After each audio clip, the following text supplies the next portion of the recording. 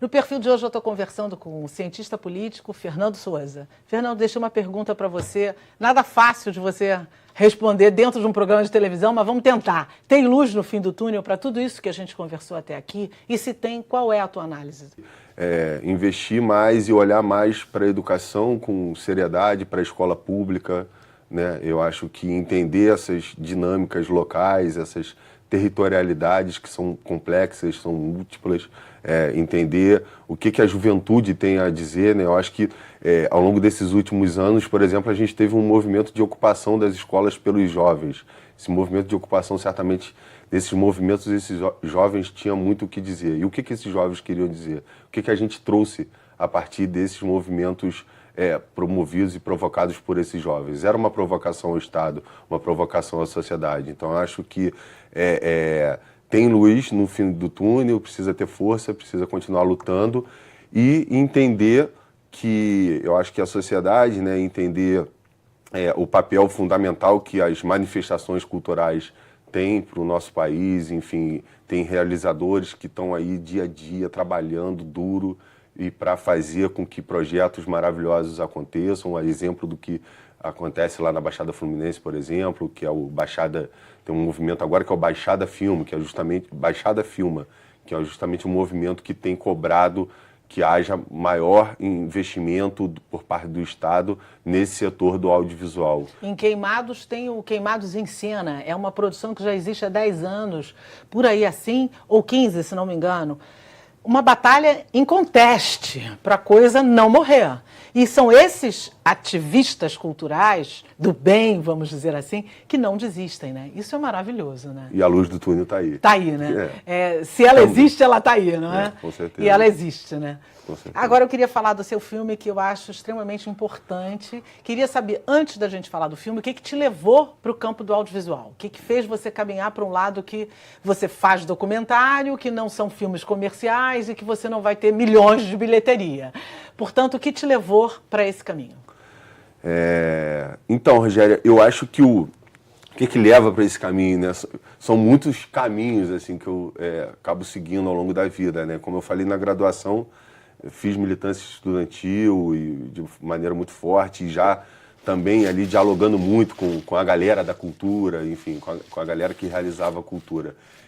E eu acho que o que leva pro audiovisual assim, é uma inquietação com o espaço também acadêmico, na mesma medida em que eu fui seduzido pelo ensino superior, né? Mas o ensino superior, na medida em que a gente vai seguindo, assim, é riquíssimo, é importantíssimo, mas eu quero um caminho diferente, que é um caminho em que eu veja o trabalho, sei lá, surtindo efeito de maneira mais, não sei se mais eficiente, mas surtindo um maior efeito, um trabalho mais democrático, pelo mais menos, democrático, né? Exatamente, assim. E tem público?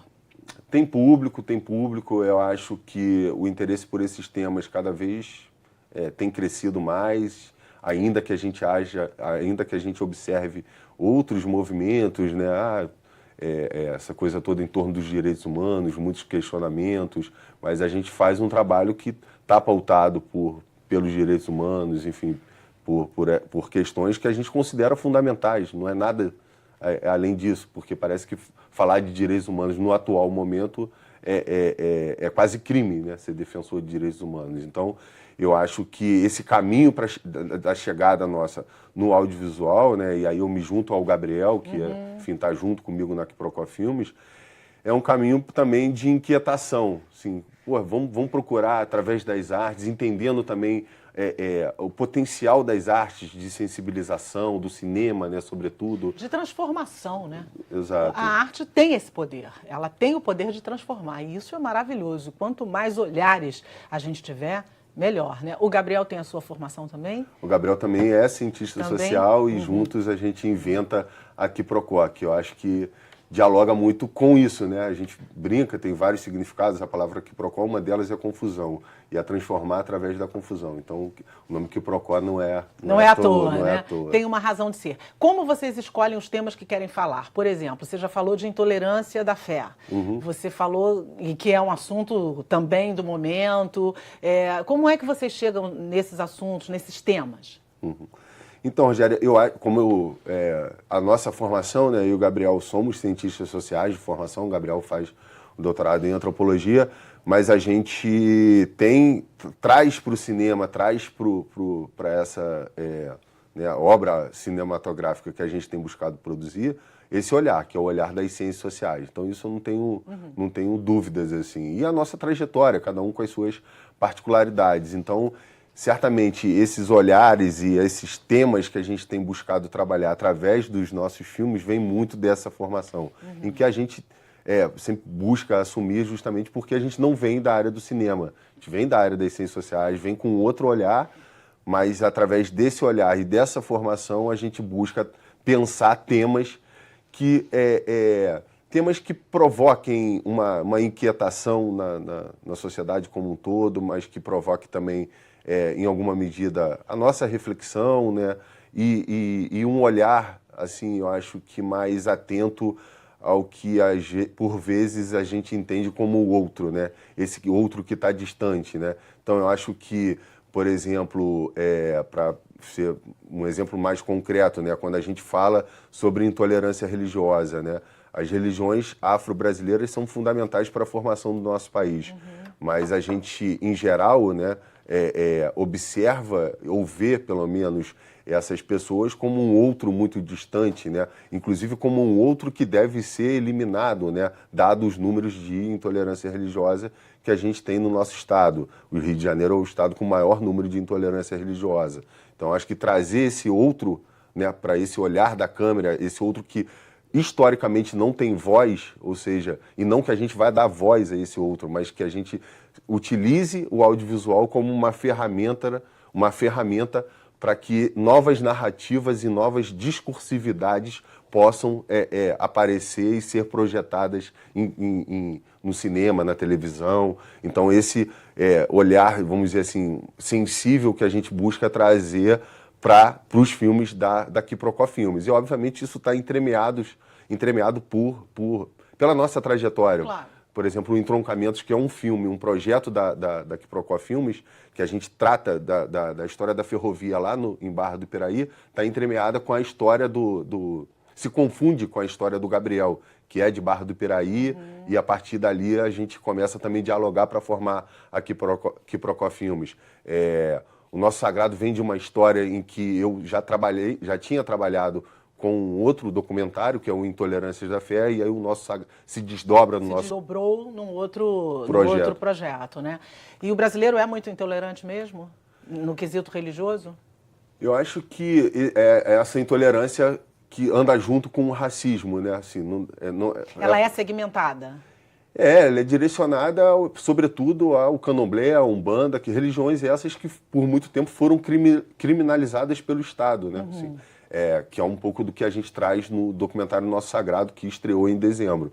No Nosso Sagrado a gente traz um pouco dessa perspectiva, que Estado é esse que por um longo tempo da sua história criminalizou e perseguiu a umbanda e o candomblé, que é a história dos objetos sagrados que hoje se encontram no Museu da Polícia Civil. Ou seja, fruto esses objetos que por um tempo foram classificados como coleção da magia negra, por um longo período foram expostos como objetos de baixa feitiçaria, como objetos de práticas criminosas. E por isso estão até hoje no Museu da Polícia Civil. E passa pela questão, a questão da intolerância passa muito pela questão do respeito, né? Porque você pode ter o juízo de valor que quiser, você pode gostar, não gostar, acreditar, não acreditar, todos somos livres. Mas o respeito e a dignidade precisam estar acima de qualquer situação. E não estão, né? Infelizmente. Exatamente. Não só no quesito religioso, de forma geral. Na questão religiosa, muito, como você está dizendo, né? Agora, vamos lá para o Nossos Mortos Têm Voz. Esse filme parte de mães, do relato de mães e familiares que perderam seus filhos ou seus familiares na chacina de 2005 por milicianos. É isso? É essa história que você conta no filme, que vocês querem retratar? Nossos Mortos Têm Voz é um filme que eu acho que é importante mencionar. É um filme que está abrigado, está sendo realizado pela Quiprocó Filmes, mas é abrigado no Centro de Direitos Humanos de Nova Iguaçu e no Fórum Grita Baixada, duas instituições que historicamente têm um papel muito interessante na defesa dos direitos humanos lá na Baixada. E o filme tem como ponto de partida a Chacina da Baixada que aconteceu há 13 anos atrás, no dia 31 de março de 2005, e que é resultado de uma disputa interna do batalhão de Duque de Caxias, né?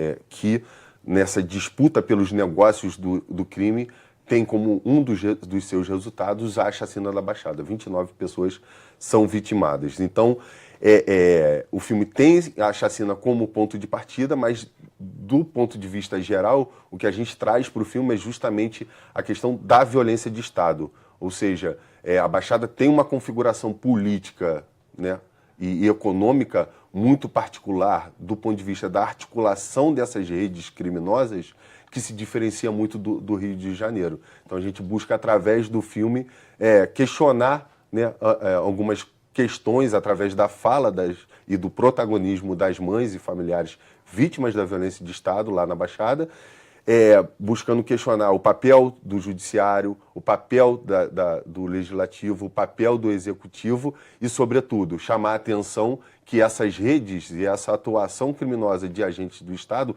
não está desarticulada, ela está articulada e está dentro dos diferentes órgãos do Estado. É um pouco desse olhar crítico sobre a atuação do Estado na área da segurança pública na Baixada Fluminense que a gente busca trazer para o filme também.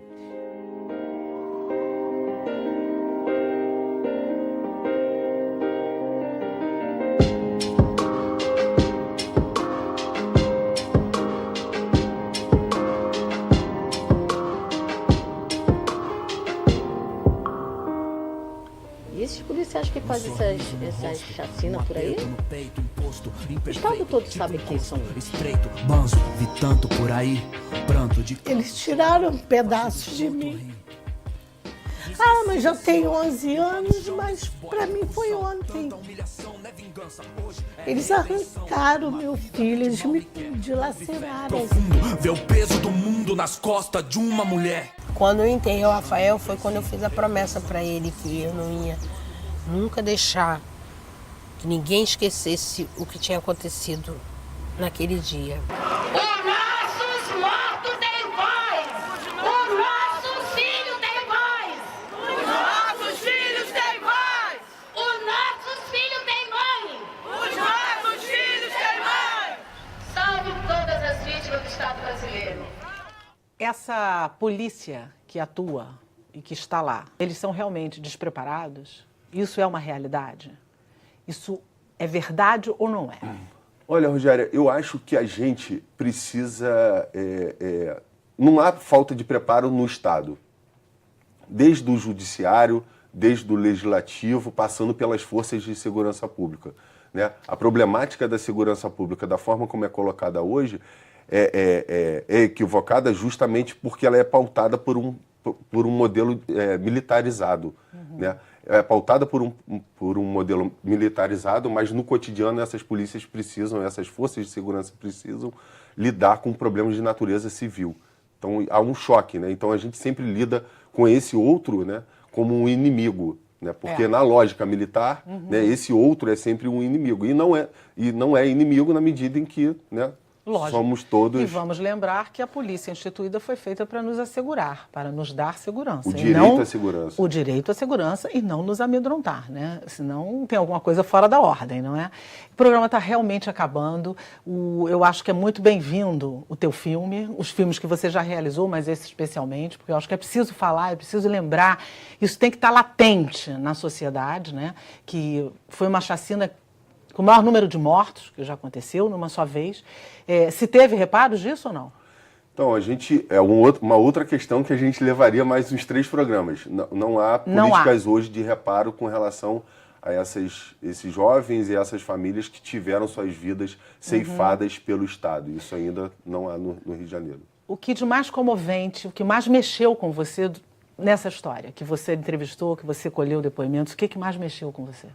Todas as histórias são atravessadas por muita dor e sofrimento. Eu diria que e cada uma tem a sua peculiaridade. Por exemplo, a dona Isildete, que é uma das mães entrevistadas, o filho dela está desaparecido desde 2006. Então, dona Isildete, uma mulher negra, muito forte, guerreira, teve o seu filho desaparecido depois de sair de uma festa, de uma abordagem policial. A história da chacina da Baixada também é muito triste, né? Porque formalmente, como você falou, é a maior chacina do nosso estado. E a chacina também é muito comovente porque a gente sabe que a Baixada Fluminense convive com muitas chacinas, né? Se a gente pegar historicamente o número de chacinas na Baixada Fluminense, é um número horroroso. Assustador. Assustador. Então são muitas histórias, eu diria, assustadoras e comoventes, enfim, é uma dor e um sofrimento, mas ao mesmo tempo muita força para seguir, que essas mães têm, né? Para seguir lutando pelo direito à vida, pelo direito à segurança pública. A mensagem, o Nossos Mortos Têm Voz, é um grito dessas mães pelo direito à vida, pelo direito à segurança pública, para que a gente tenha uma sociedade em que esses jovens tenham oportunidade, enfim, é isso que elas estão reivindicando, o direito à vida, mais nada do que isso. E em última instância, e péssima, elas precisam ter, todo mundo precisa ter, uma mãe especialmente, um pai, o direito sagrado de enterrar um filho. E muitos nem isso têm, Exatamente. O que é pior ainda, né? Dentro desse quadro horroroso, cruel, ainda é ruim, né? Chegamos no nosso momento literário. Eu vou indicar 1988, Segredos da Constituinte, que eu acho que é um pouco do que a gente está falando aqui, passa por uma Constituinte que, se ela fosse ampliada, melhorada e praticada, a gente talvez vivesse dias melhores. Essa é a minha indicação. A sua, Fernando, qual é a sua indicação? E ele trouxe fisicamente a indicação dele. Deixa eu mostrar aqui enquanto você fala. Qual é? A Baixada Fluminense e a Ditadura Militar, que é um livro organizado pelo Jean Salles e o Alexandre Fortes. Eu acho que é um livro muito bacana para a gente entender historicamente como esses grupos, né, criminosos começam a se organizar lá no período da ditadura militar, os esquadrões da morte, os grupos de extermínio. E um outro livro, eu vou pedir, dá licença, eu acho que a Baixada Fluminense, já que está em foco, né, eu acho que um outro livro fundamental para entender a Baixada Fluminense é do professor José Cláudio Alves, que é o livro Dos Barões ao Extermínio, uma história da violência na Baixada Fluminense. Eu diria que são 2 livros, para quem quer conhecer mais a Baixada através, né, de livros acadêmicos, são 2 livros fundamentais para entender esse histórico de violência que marca de maneira cruel a Baixada Fluminense. Chegando ao final mesmo, o seu aplauso vai para quê ou vai para quem? Meu aplauso vai para todas as mães e familiares vítimas da violência de Estado na Baixada Fluminense. Vai para a rede de mães da Baixada Fluminense, por toda a sua história de luta, por toda a sua força e por ter muito a nos ensinar. A gente precisa escutar essas mães. E a sua indignação vai para quê ou vai para quem? Fora Temer, fora PMDB. Obrigado pela entrevista, obrigada por ter vindo, foi um prazer te conhecer. Desejo muito sucesso para você nas suas novas empreitadas, nas suas novas escolhas e que o som desse surdo aí que você está batendo comece a ecoar cada vez mais. É o que eu espero e desejo para você. Obrigado. A você que esteve conosco até agora, muito obrigada pela sua atenção, pela sua audiência e por nos ajudar a colaborar localizando as crianças desaparecidas que a gente veicula aqui na nossa programação. Perfil está no ar todas as segundas-feiras às 23 horas com reapresentações sábados às 11 da manhã, domingo às 7 da noite. E se você também quiser, estamos nas redes sociais. Você pode nos procurar lá. Até o próximo programa. TV Alerj, o canal do Povo Fluminense.